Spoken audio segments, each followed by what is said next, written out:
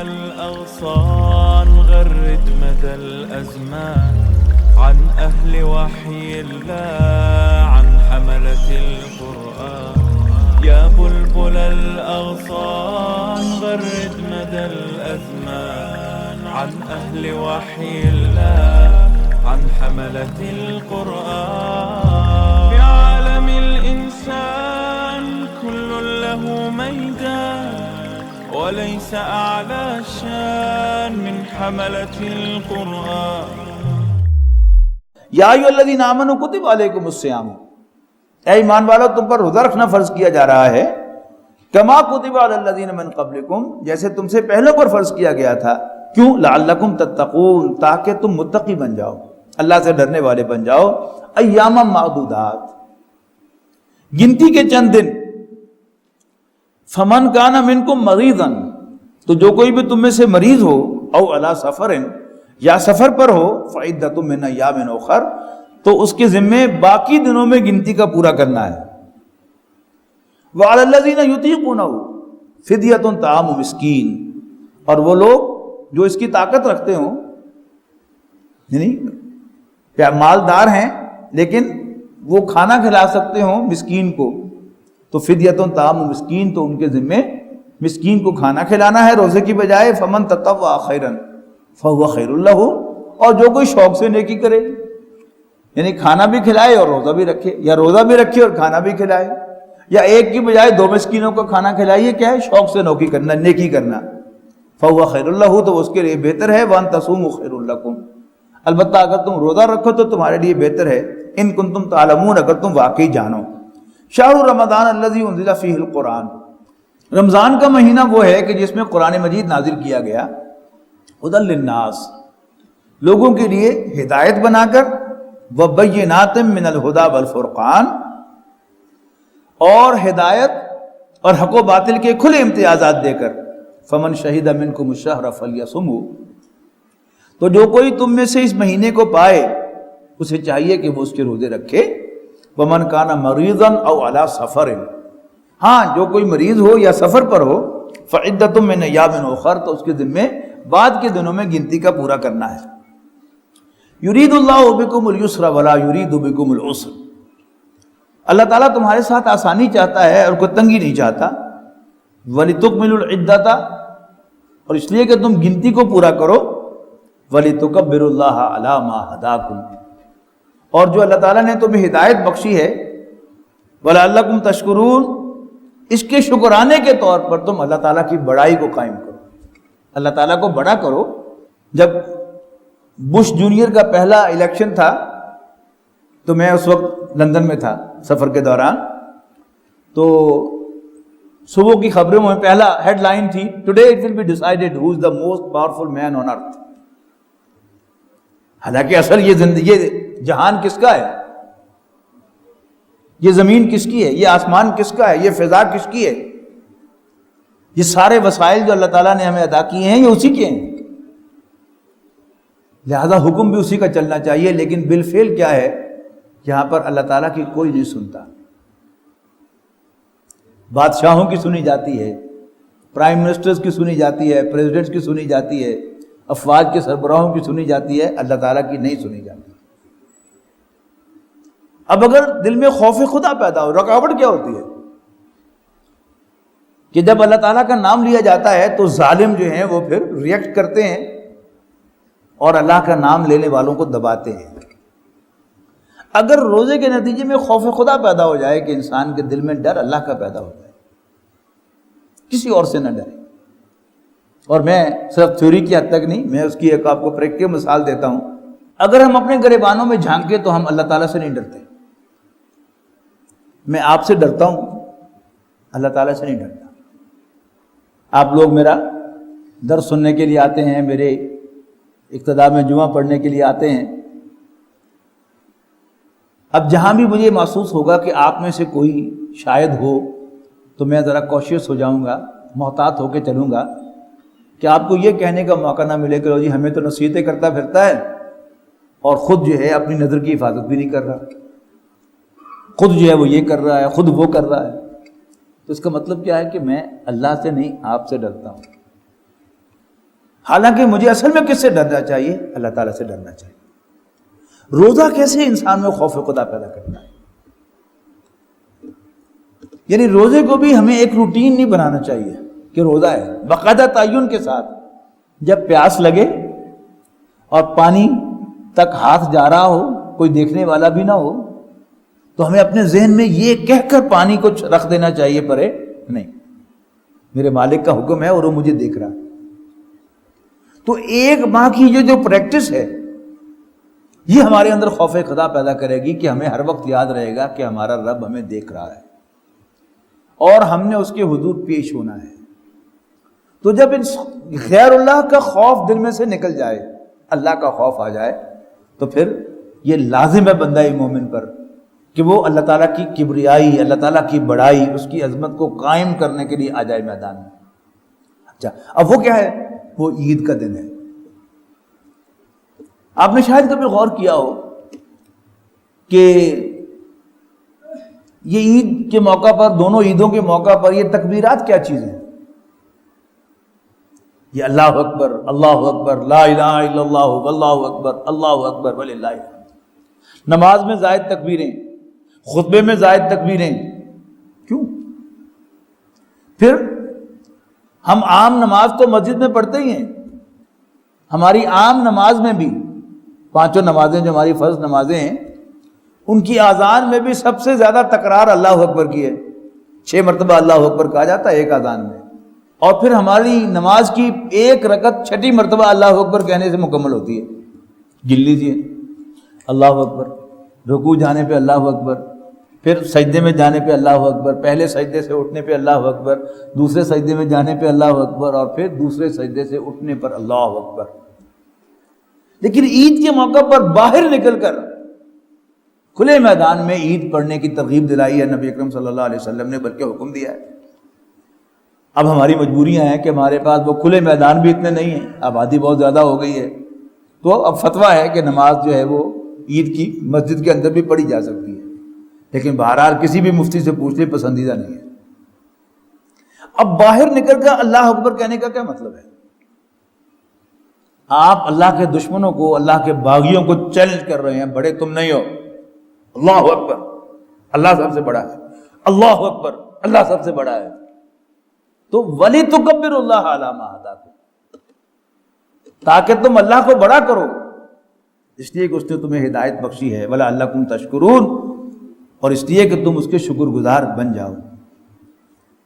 وَإِذَا سَأَلَكَ عِبَادِي عَنِّي، اور جب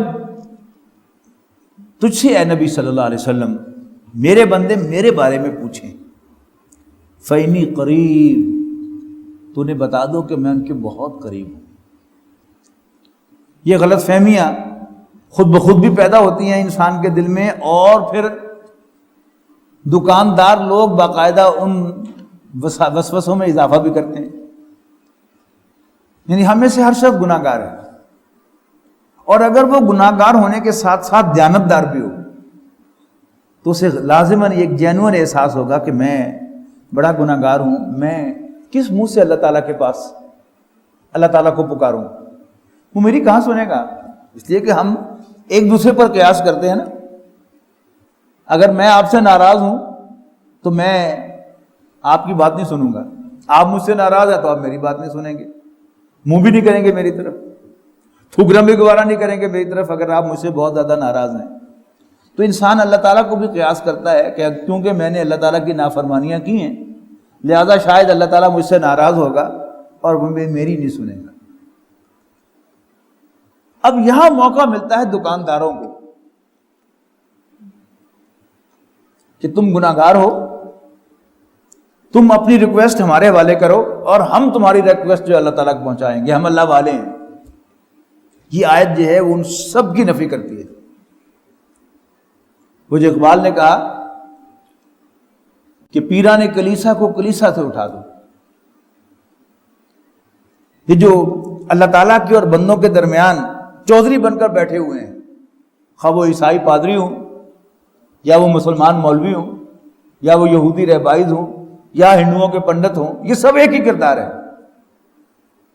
ان سب پر یہ آیت جب میرے بندے آپ سے میرے بارے میں پوچھیں تو آپ کہیے کہ میں بہت قریب ہوں. اجیب دعوت الداعی اذا دعان، جب بھی کوئی پکارنے والا مجھے پکارتا ہے تو میں اس کی دعا قبول کرتا ہوں، سنتا ہوں. لیکن فلیستجیبوا لی ولیؤمنوا بی، انہیں بھی چاہیے کہ وہ میری بات سنا کریں، مانا کریں، ولیؤمنوا بی، اور مجھ پر یقین رکھا کریں، لعلہم یرشدون، تاکہ وہ راہ یاب ہو جائیں. کوئی شخص خلوص دل سے اللہ تعالیٰ کو پکارے تو ہو نہیں سکتا کہ اللہ تعالیٰ اس کو رسپونڈ نہ کرے.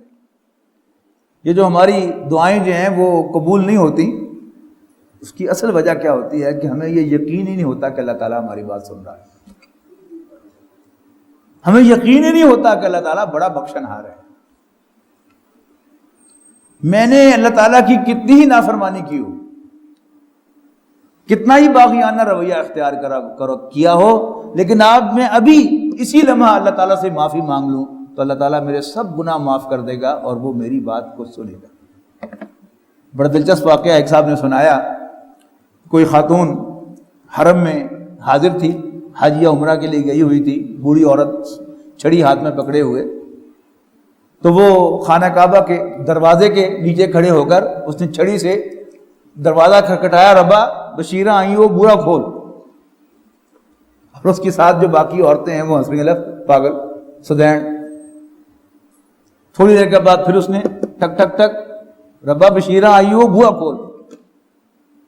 تھوڑی دیر کا پھر ٹک ٹک ٹک ٹک، ربا بشیرہ آئی ہو بوا کھول. کیا دیکھا؟ ہٹو بچو ہو گئی. کوئی ڈگنیٹری آ گیا اور اس کے لیے سعودی عرب کی ہائی سیکیورٹی تصور کیجئے، کوئی پاس بھی نہیں پٹک سکتا. سیڑھی لگ گئی، دروازہ کھل گیا اور بشیرہ اندر چلی گئی. بات جو دل سے نکلتی ہے اثر رکھتی ہے، پر نہیں طاقت پرواز مگر رکھتی ہے. ہم پکارنے والے ہوں، یقین ہو کہ اللہ تعالیٰ موجود ہے میرے پاس، وہ میری بات سن رہا ہے، اور میں گناہ گار ہوں اگرچہ، لیکن وہ بھی بڑا بخشنہار ہے، وہ مجھے معاف کرے گا اور میری پکار کو سنے گا. تو وَإِذَا سَأَلَكَ عِبَادِي عَنِّي فَإِنِّي قَرِيبٌ أُجِيبُ دَعْوَةَ الدَّاعِ إِذَا دَعَانِ فَلْيَسْتَجِيبُوا لِي وَلْيُؤْمِنُوا بِي لَعَلَّهُمْ يَرْشُدُونَ. أُحِلَّ لَكُمْ لَيْلَةَ الصِّيَامِ الرَّفَثُ إِلَىٰ نِسَائِكُمْ. ہم سے پہلے جو اہل کتاب تھے تورات، اس میں جو احکام تھے ان کے مطابق رات کو یعنی مغرب کے بعد، سورج غروب ہونے کے بعد اگر کوئی شخص سو جائے تو اس کا روزہ شروع ہو جاتا تھا. اب مسلمان بھی سمجھتے تھے کہ شاید ایسا ہو جاتا ہو، لیکن اس میں ان سے کچھ نہ کچھ خیانت بھی ہو جاتی تھی تو وہ گلٹی بھی فیل کرتے تھے. اب اللہ تعالیٰ کی طرف سے کلیئرٹی آ رہی ہے، احل لکم لیلۃ الصیام الرفث الی نسائکم. روزے کی راتوں میں تمہارا اپنی عورتوں سے بے حجاب ہونا حلال کر دیا گیا ہے. ہن لباس لکم وانتم لباس لہن، وہ تمہارے لیے بمنزلہ لباس ہیں اور تم ان کے لیے بمنزلہ لباس ہو. اب لباس کے فنکشنز کیا ہیں؟ یہ پردہ پوشی کرتا ہے. تو مرد اور عورت کا فرض ہے کہ وہ ایک دوسرے کی پردہ پوشی کریں. پھر لباس جو ہے یہ سیکیور کرتا ہے انسان کو سردی اور گرمی کے اثرات سے. اور شادی جو ہے، میاں بیوی جو ہیں وہ ایک دوسرے کی جو بے حیائی کے رجحانات ہیں وہ ان کو روکتا ہے. تو وہ تمہارے لیے باعث لباس ہیں، تم ان کے لیے باعث لباس ہو. علم اللہ انکم کنتم تختانون انفسکم، اللہ تعالیٰ کو معلوم ہے کہ تم خود اپنے ساتھ خیانت کیا کرتے تھے. فتاب علیکم، تو اس نے تم پر عنایت فرمائی. وعفا عنکم، اور تم سے درگزر فرمایا.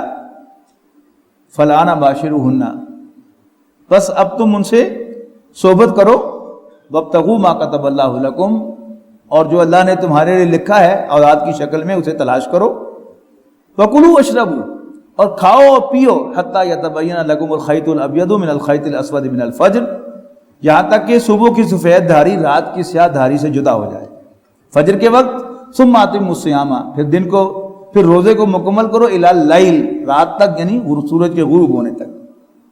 ولا تباشروہن، اور ان سے صحبت نہ کرو وانتم عاکفون فی المساجد، جب تم مساجد میں حالت اعتکاف کے اندر ہو. تلک حدود اللہ، یہ اللہ کی حدیں ہیں. فلا تقربوها، ان کے قریب بھی نہ جانا. کذالک یبین اللہ آیاتہ، یوں اللہ تعالیٰ اپنی آیات کو واضح فرماتا ہے لوگوں کے لیے. لعلہم یتقون، تاکہ وہ اللہ سے ڈرنے والے بن جائیں. اب ٹیسٹ ہے، روز رمضان کے روزے رکھے تو اپنا ٹیسٹ کرو کہ تم واقعی متقی بن گئے ہو کہ نہیں. ٹیسٹ کیا ہے؟ ولا تاکلوا اموالکم بینکم بالباطل، ناحق ایک دوسرے کا مال نہ کھاؤ، غلط طریقے سے نہ کھاؤ. یہ سارا ہمارا جو معیشت کا نظام ہے یہ کیا ہے؟ کوئی امپلائر ہے، کوئی امپلائی ہے، کوئی بائر ہے، کوئی سیلر ہے. اب ناحق طریقے سے مال نہ کھاؤ، جنون طریقے سے کھاؤ. ولا وتدلوا بها الى الحکام، اور نہ ہی اس مال کو حاکموں تک پہنچاؤ، یعنی رشوت دو. لتاکلوا اموال الناس فریقا من اموال الناس بالاسم، تاکہ تم لوگوں کے مال میں یعنی پبلک پراپرٹی میں سے کچھ حصہ غلط طریقے سے کھا جاؤ. وانتم تعلمون، جانتے بوجھتے. یسألونک عن الاہلہ، یہ نئے چاند کے بارے میں پوچھتے ہیں. ہلال کہتے ہیں نا نئے چاند کو، اس کی جمع اہلہ، یعنی نئے چاند، یعنی چاند کا گھٹنا بڑھنا. قل ہی مواقیت للناس، کہہ دو کہ یہ لوگوں کے لیے ایک کیلنڈر ہے. والحج، اور حج کے اوقات معلوم کرنے کے کا ذریعہ ہے. ولیس البر بان تاتوا البیوت من ظہورها، اور یہ ہرگز نیکی نہیں ہے کہ تم اپنے گھروں کے پیچھے سے داخل ہو. ولکن البر من اتقى، بلکہ نیکی تو اس کی ہے جو اللہ سے ڈرے. ہم پہلے آیت نمبر 177 میں پڑھ کے آئے ہیں کہ نیکی صرف یہی نہیں ہے کہ تم اپنے چہروں کو مشرق اور مغرب کی طرف پھیر لو. وہ دین کے ایک رکن کا ذکر تھا، یعنی نماز دین کا رکن ہے اور اس کی شرائط میں سے ایک ہے قبلہ رخ ہونا، لیکن کل دین تو وہ نہیں ہے. لیکن یہاں ایک بدعت کا ذکر ہے. عربوں کے ہاں یہ مشہور تھا کہ جب کوئی گھر سے حج کا ارادہ کر کے نکل آئے تو اسے کسی کام سے بھی واپس گھر نہیں جانا چاہیے، اور اگر کسی وجہ سے جانا ہی پڑ جائے تو سیدھے راستے سے داخل نہ ہو بلکہ گھر کے پچھواڑے سے نقب لگا کر داخل ہو. اس کی نفی کی گئی ہے یہاں پر کہ یہ ہرگز نیکی نہیں ہے کہ تم اپنے گھروں میں پچھواڑوں کی طرف سے آؤ. ولکن البر من اتقى، نیکی تو اصل میں اس کی ہے کہ جو اللہ سے ڈرے. واتوا البیوت من ابوابها، اپنے گھروں میں دروازوں سے داخل ہو. واتقوا اللہ لعلکم تفلحون، اور اللہ سے ڈرو تاکہ تم فلاح پاؤ. وقاتلوا فی سبیل اللہ الذین یقاتلونکم، اور ان لوگوں سے لڑو، اللہ کے راستے میں ان لوگوں سے لڑو جو تم سے لڑتے ہیں. ولا تعتدوا، البتہ زیادتی نہ کرنا. ان اللہ لا یحب المعتدین، بے شک اللہ تعالیٰ زیادتی کرنے والوں کو پسند نہیں فرماتا. وقتلوہم حیث ثقفتموہم، اب جنگ شروع ہو جائے تو پھر جہاں بھی تم انہیں پاؤ انہیں قتل کرو. واخرجوہم من حیث اخرجوکم، اور پھر انہیں وہاں سے نکال دینا جہاں سے انہوں نے تمہیں نکالا تھا، یعنی مکہ مکرمہ. والفتنۃ اشد من القتل، اور فتنہ و فساد یہ قتل سے زیادہ بڑا جرم ہے. آج کی اگر آپ جو اسکالرشپ ہے یا جو بھی انٹیلیجنسیا ہے، جو بھی دانشوری کا تصور ہے، اس میں بھی آپ کو یہی ملتا ہے کہ کولڈ بلڈڈ مرڈر جو ہے وہ تو جرم ہے. باقی زندہ انسان کا بے شک سارا خون پی جاؤ وہ حلال ہے. یعنی سود کے ذریعے سے کیا ہوتا ہے؟ خون ہی چوسا جاتا ہے نا. تو زندہ انسان کا خون چوسنا یعنی آج کے کلچر میں جائز ہے، بلکہ محبوب ہے. لیکن باقاعدہ کسی کو قتل کرنا چاہیے، یہ بہت بڑا جرم ہے. اب یہاں اس کی طرف اشارہ جو ہے وہ آج سے 1400 سال پہلے کیا جا رہا ہے کہ والفتنۃ اشد من القتل، اور فتنہ و فساد قتل سے بڑا جرم ہے. ولا تقاتلوہم عند المسجد الحرام، مسلمانوں سے کہا جا رہا ہے کہ مسجد حرام کے پاس ان سے جنگ نہ کرنا. حتیٰ یقاتلوکم فی، لیکن اگر وہ پہل کریں مسجد حرام کے قرب و جوار میں بھی تو بھی تم انہیں قتل کر لینا، تو تم بھی انہیں قتل کر لینا.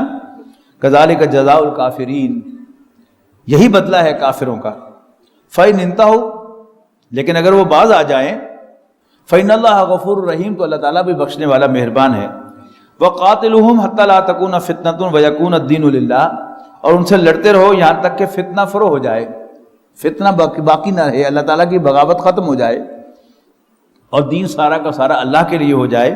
فَإِنِ انتہوا، پھر اگر وہ باز آ جائیں، فَلَا عُدْوَانَ إِلَّا عَلَى الظَّالِمِينَ، تو ان میں سے جو ظلم کرنے والے ہوں گے، ظلم کو روا رکھنے والے، انہی کے خلاف اقدام ہوگا، باقیوں کو معاف کیا جائے گا، جیسا کہ فتح مکہ کے موقع پر ہوا۔ الشہر الحرام بالشہر الحرام ہے، ماہ حرام کی پابندی ہے، بدلے میں ماہ حرام کی پابندی ہے۔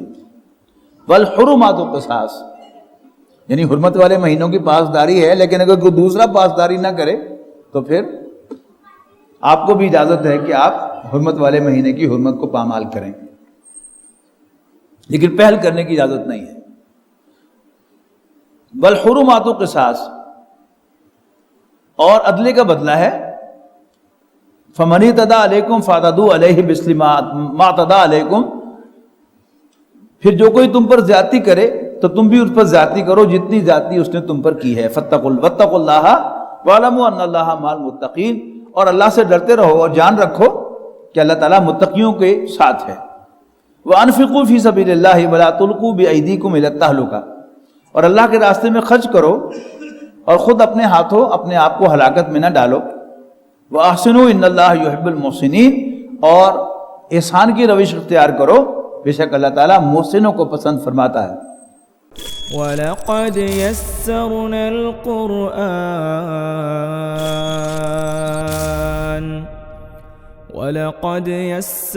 الْقُرْآنَ لِلذِّكْرِ فَهَلْ مِن مُّدَّكِرٍ